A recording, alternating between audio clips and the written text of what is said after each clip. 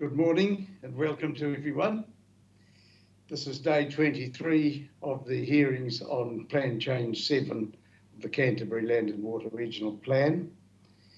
And our first business this morning is the submission of Richard Stalker. Are you Mr. Stalker? Yes, I am indeed. Good morning. Well, welcome. All right, thank you. Well, as we were saying, Mr. Stalker, we have read your submission and we have it in front of us. Yep. And if you'd like to speak to it, we're keen to understand it fully and to hear what you have to say. Thank you very much.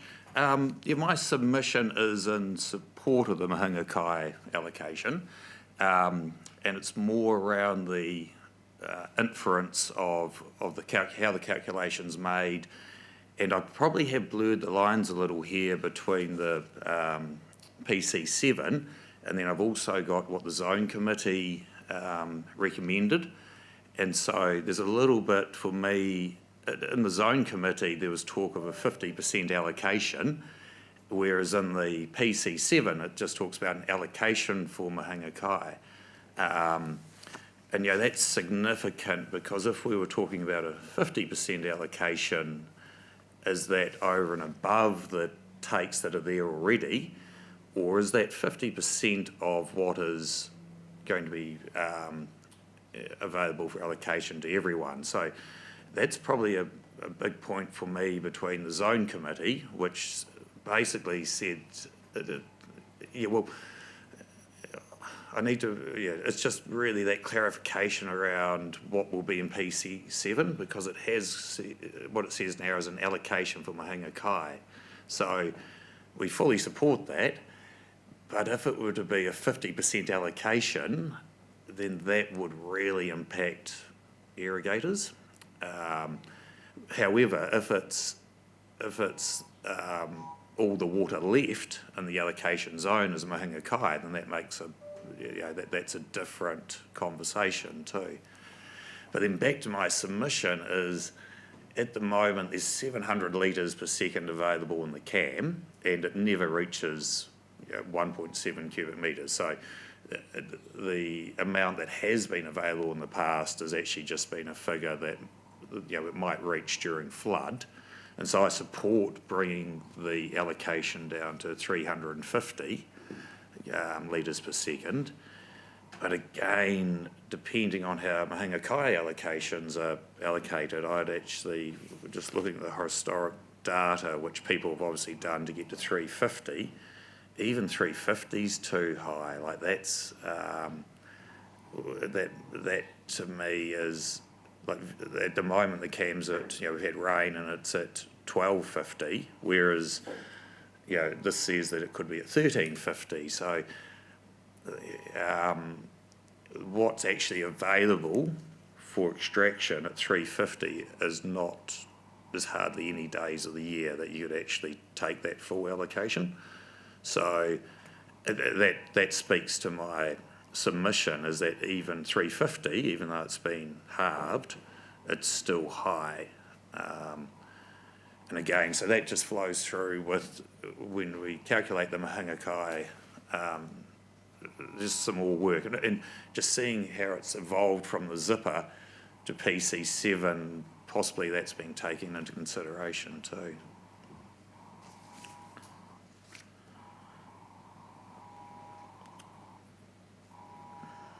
And so we, from my calculations on the website, and this is just background, there's 208 litres per second allocated from the CAM to irrigators.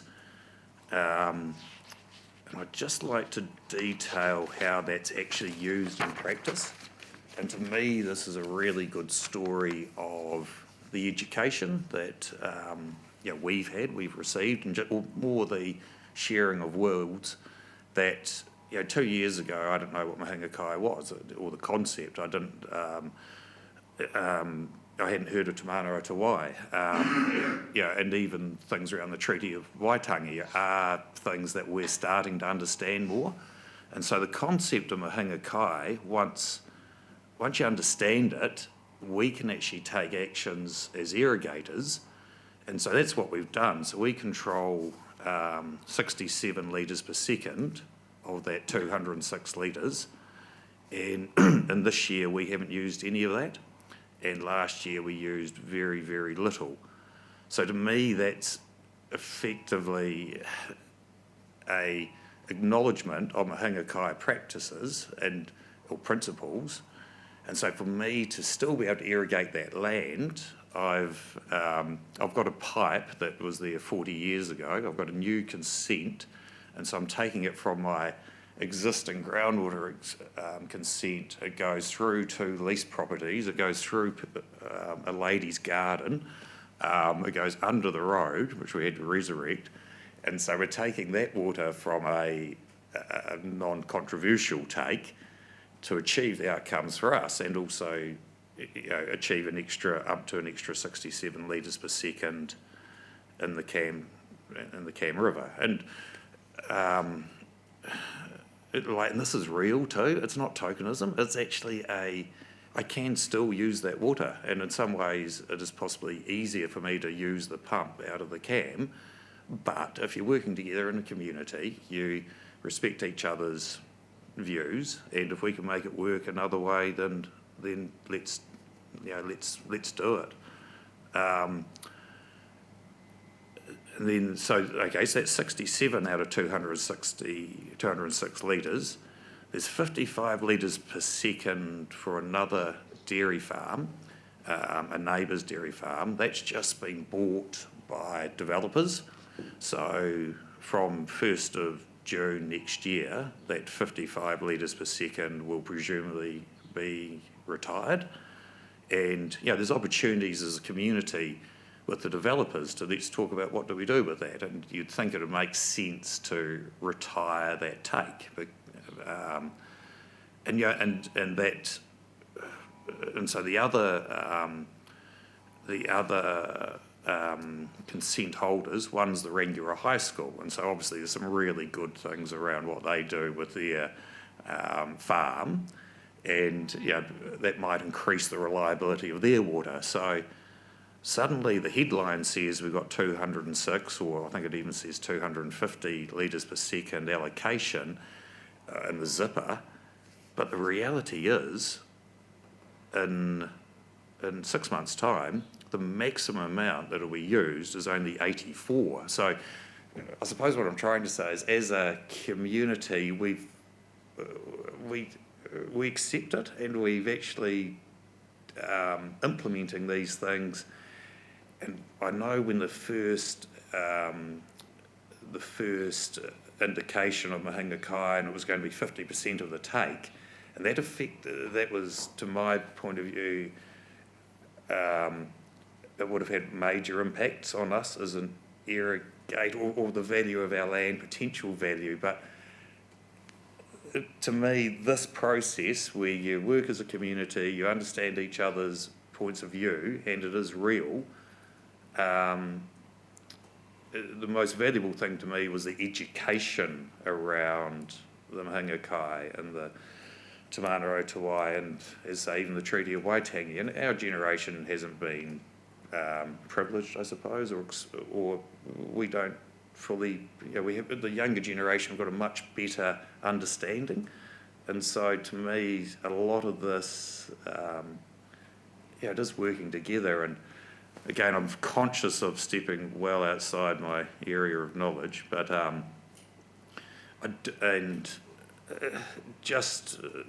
obviously the Tuahiwi are our neighbours, Tuahiwi neighbours our farms, but the more we share worlds, it seems that the iwi aspirations and philosophy around land actually align nicely with farmers' aspirations too. It's not just about the here and now. So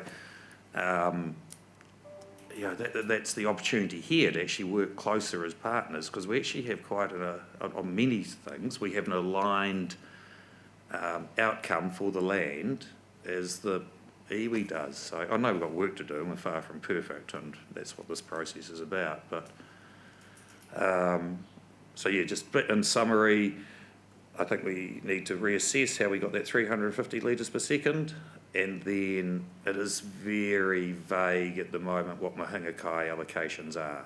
And then I suppose the third extrapolation from that is we're actually put that water, made it available anyway. Like we're moving that direction without having to be too heavy-handed. Like there's regulation, but there's also consultation and collaboration. So I'd like just like to keep talking, really. Well, we're not going to cut you short. You've taken the trouble to come in and explain it from your point of view, and that's helpful to us. If you've got something further that you'd like to say, well, of course, we want to hear that as well. But if you've really said what you came to say, we are going to see if we have any questions about that. Yep, thank you. You comfortable with that? Oh, definitely. That's more than what I wish to say. Thank you. So thanks for the opportunity. Yep. So, Commissioner Van Voorthuizen, any questions of Mr. Stalker? No, not for Mr. Stalker, but just to the officers in reply. My understanding of reading tables 8-2 and 8-3 is that the Mahinga Kai allocation, due to the note number 1 underneath table 8.3, where it says it's an addition, so I imagine the total allocation for the CAM is 525, and I guess it's allocated on a first in, first served basis because the plan doesn't say otherwise. And both Mahinga Kai and the other A permits have the same minimum flow, so I just see them being subject to the same regime. But if you can just clarify that in reply, and also maybe address the issue that Mr. Stalker raised about is the 350 appropriate or not from table 8-2. And the other issue, just to remind you, if I haven't already asked you to look at, is that Bowden Environmental, John Talbot, when he came before us, he suggested that the minimum flow for the CAM should actually be 890, and he set out the reasons for that. So can you wrap that up into the reply as well? But thank you, Mr. Stalker, for bringing that to our attention. Thank you. Commissioner Solomon? I don't have any questions for Mr. Stalker, but I acknowledge your support for Mahinga Kai allocation. I thank you very much for it, and I just think it's a pity, because Te Ahuriri are your neighbours, that it needed to take its own committee to bring all the education on both sides out. And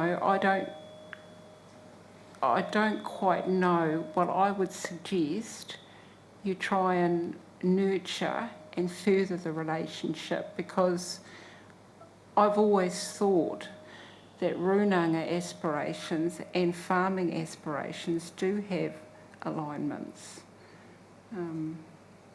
So I just encourage you to just keep talking with your neighbours, and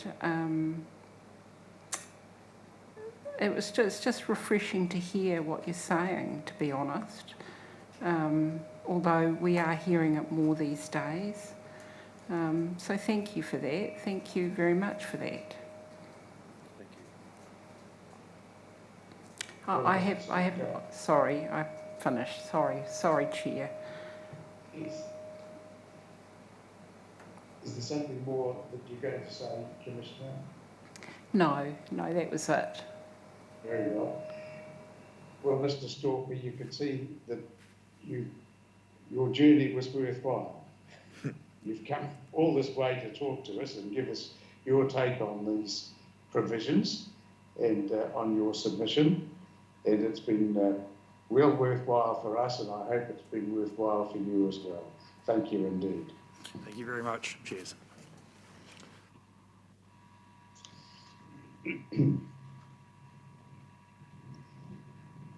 Now, the next submission on our agenda this morning was to be Silver Fern Farms, but they've sent a message to say they're not wanting to be heard now.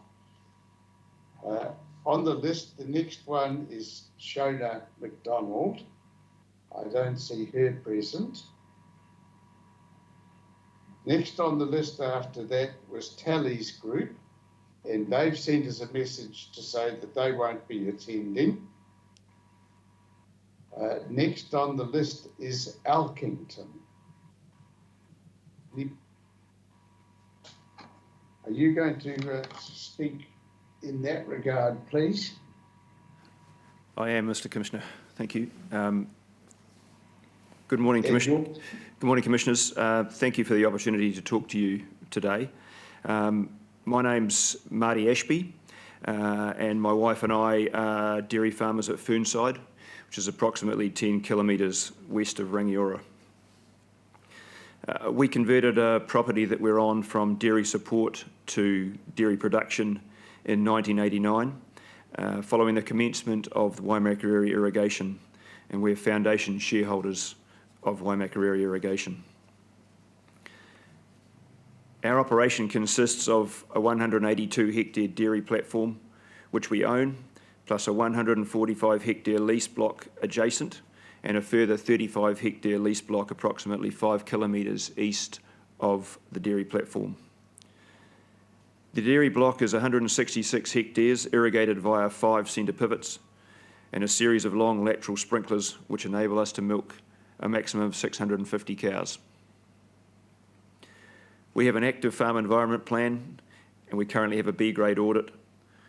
We're due for another audit this year, and our goal is to progress to an A grade. Now, as per the map that that you have, our property is outside any of the proposed nitrate priority sub-areas. And I understand that you've read my submission, so I'm not going to reread it for you. I'm just going to make a couple of points. Thank you. We farm in an area that's surrounded by lifestyle blocks. So the best crop in our locality is houses. We've got 24 neighbours, and when I started in 1989, I think we had about 7. And so while we enjoy the variety of people that we have as our neighbours, their input into the way in which we operate, we're acutely aware of our environmental footprint. And we've responded accordingly by recognising and embracing the need for efficient and justified irrigation, appropriate effluent practices, artificial nitrogen usage. Since 2015, we've spent approximately $1.2 million on upgrading our irrigation system from long laterals to pivots, on effluent storage and application, on monitoring systems for irrigation, on effluent and fertiliser and upgraded application equipment. So just to give you a little bit of a background, our 166 hectares was irrigated via these long lateral sprinklers, which I've put a picture on for them in the original submission. We had 220 of these dotted around our farm, and when they were all going, the whole place looked like a golf course. And the locals, yeah, they enjoyed how it looked. Unfortunately, every sprinkler required a shifting pattern of about 12 days. And so by the time you got back to the start, you had varying degrees of green to brown in your shifting pattern. And because it took 12 days to get back to where you started from, you had to put on a heck of a lot of water in order to make an effort. And I think we were putting on something like 50 mils in 24 hours, and that would last you for 12 days. Now, it made the grass grow, but you got a heck of a lot of runoff, and it just troubled us immensely that this water was being wasted. But at the time, that was the most efficient way we could do it. So we spent some money on making our irrigation system more efficient, and the short answer to our expenditure is we use less water and grow more grass. The locals don't necessarily like it because it's gone from a golf course to it's got a whole lot of steel floating around the paddock, but when you tell them that it's about efficient irrigation, then they understand where we've come from and appreciate what we're doing. Now, our environmental commitment and resource sustainability continues with the purchase this year of a more accurate fertiliser spreader. It comes complete with scales, hydraulic floor mat and improved GPS. It's cost us $30,000, and this accuracy of this equipment will help us achieve the NPS requirements for a maximum of 190 kilos per hectare of nitrogen per year in this first year. And just to give you how that compares, I'm a former banker, and so I love numbers, and so I've been keeping records of how much things like nitrogen I use every year, and we were using something like around about 250 kilograms of N per hectare per year, and up to 280. This year we are on target to achieve our 190. Now, all of this money is a significant reinvestment in our business, and it speaks to our commitment to sustainable farming and a responsible resource use. Other farmers in the Waimakariri district have also made similar reinvestment decisions for the same reasons. The effects on water quality of those recent decisions and expenditure are not recognised in any modelling exercise, which is why we fully support the Waimakariri Irrigation's approach of extensive monitoring to assess the effects on water quality from changes made to farming practices. In other words, let's agree as a catchment and a district to reduce nitrogen leaching, and then let's monitor the effects of those changes on water quality and adjust accordingly. In other words, change, measure, and then change again if required. Now, contrary to some opinion, most farmers are greenies. We can't do what we do if it's not sustainable enough to pass on our farms to the next generation, whether the next generation is our family or simply the next generation.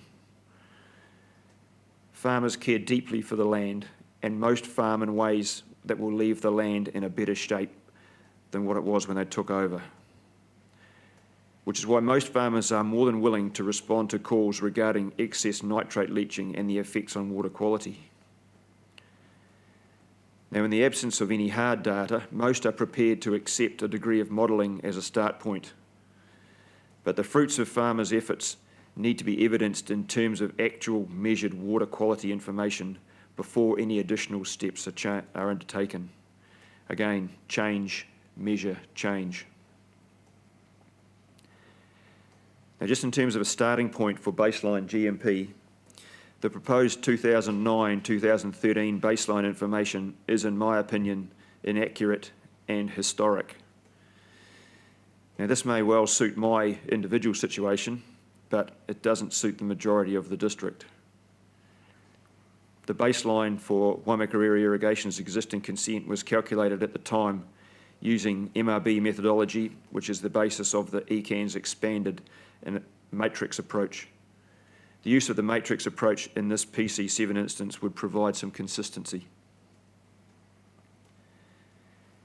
Now, I've attended a few of these hearings, and in week 4, I listened to the presentations of Waimakariri Irrigation and the next generation farmers, and questions were asked as to whether farmers undertook due diligence and had business plans in place prior to purchase and or development.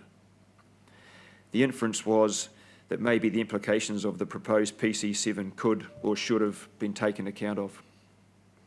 I just want to respond to that question by saying farmers are businessmen, the same as any other businessman. Every possible investigation is undertaken before investment decisions are made, and these are investment decisions that often involve millions of dollars. In our instance, the due diligence that we undertook in 1999 centred around the signals that we've been given from central government, the economy, local government and local irrigation schemes. All the appropriate maths was done and was effectively peer-reviewed by our banks. We were confident at the time that any unforeseen risk was low and proceeded accordingly. Since then, and amongst all the good years, our business has been assaulted by global economic crises, earthquakes, Mycoplasma bovis, and COVID, none of which could have been accounted for in any due diligence exercise undertaken prior to the development, and none of which we had any control over.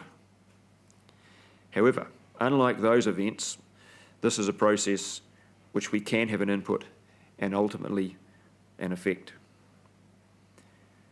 The question and problem of water quality is not a new issue, and I refer you to the editorial in the Christchurch Press dated the 7th of July 1986. I just included that for interest's sake. I found it in an old drawer of a tall boy that I was shifting a while ago, and I thought, yes, you people might be interested in that. So it's not something that's been, it's fresh off the shelf. Water quality is a community-wide issue, and all parts of the community should be expected to contribute to the solution. There's little doubt in our area that the agricultural industry can make the biggest contribution to any solution through on-farm reductions in nitrate leaching and through catchment interventions such as managed aquifer recharge and targeted stream augmentation that were discussed in the body of my submission. But in order to continue to make a successful contribution and build on the progress already made, our industry needs to remain profitable, and contributions expected from farmers need to be fair, equitable and achievable. The WIL solution of a starting point calculated using MRB or the matrix method, district-wide blanket reductions rather than targeted sub-areas, the use of catchment interventions such as managed aquifer recharge and targeted stream augmentation, and widespread monitoring of the effects of these actions on water quality to determine the need for further reductions, all combine to provide a practical alternative to addressing water quality issues, while maintaining the economic viability of the industry that can do the most to assist in remedying this problem. Therefore, we wholly support the Waimakariri irrigation solution as proposed in their submission. Thank you. Well, thank you very much, Mr. Ashby. First, I'll see if Commissioner Van Voorthuysen has any questions for you. Yeah, just a couple of questions. I understand you're a WIL shareholder and they provide you with irrigation water. Just interested, what's your farm environment plan audit grade? What's the last grade? It's B. B grade, yep. And I understand that all the WIL shareholders, although their nitrogen loss is managed by the scheme, you still do an overseer budget for your farm. Yep. What was your last figure, can you recall? I think my overseer budget, the last one was 65. Yeah. And has that changed much over the years? It changed considerably. Before I did the pivot development, I think we were around about 92. Oh, really? So it dropped it by a third, but there'll be an aspect of changes in the version that will have contributed to that drop. Yeah. And you talked in towards the end of your verbal presentation about you saw the benefit of district-wide nitrogen loss requirements. So I presume from that, and correct me if I'm wrong, that you don't support the Plan Change 7, the sub-areas A through E? That's correct. I mean, as I say, I farm in an area that's outside the proposed sub-areas. Yeah. And my target under this is I just need to achieve GMP. Yeah. And I'm thinking I can do better than that. Yeah. And there'll be other people in the areas that can do better than that as well. And so in order to achieve an overall scheme-wide reduction, I guess it's a follow on from the cooperative principles of Waimakariri irrigation, if you like, but we should all be in this together. And I mean, my farm's, if you look at my map, my farm's close to the Ashley River. My soils are such that the leaching aspects of it aren't as great as what they are if it's light soil, so I'm on heavy clay soil. But by the same token, my impact on the impact of what I do in my dairy operation must affect someone somewhere, and so why shouldn't I feel the pain as well? Mm. Okay, thanks very much. No further questions. Commissioner Solomon? No, I have no questions, thank you. Mr. Ashby, thank you for addressing my question about due diligence. I've been asking that question a few times on and off over the years, and there's nobody addressed it directly in the way that you have, and so I do thank you for that. Now, coming to the future, which is the real point of what we're doing, looking at the future, if the council were to accept the notion of postponing that long-term measure and looking at the measurements and see what happens with the intermediate term restraints. Do you think there should be a policy in the council's regional plan to indicate what's expected would happen if the measurements show that not enough constraint has been exercised? I do. I mean, from my point of view, if I'm doing something wrong, then I want to fix it. And if my attempt at fixing it hasn't fixed it enough, then I'll need to do more. And I think that would be appropriate. Yes. Yes, the people should know and see it there. It Yep. should be not just an implication, but it should actually be said that there then need to be further constraints. Yes, that's true. Yep. Well, Mr. Ashby, like the previous speaker, you've come a long way. You've thought about what you were going to say. You've come and given us information that we need to help us to understand, and we're very grateful to you. Thanks indeed. No, thank you for listening.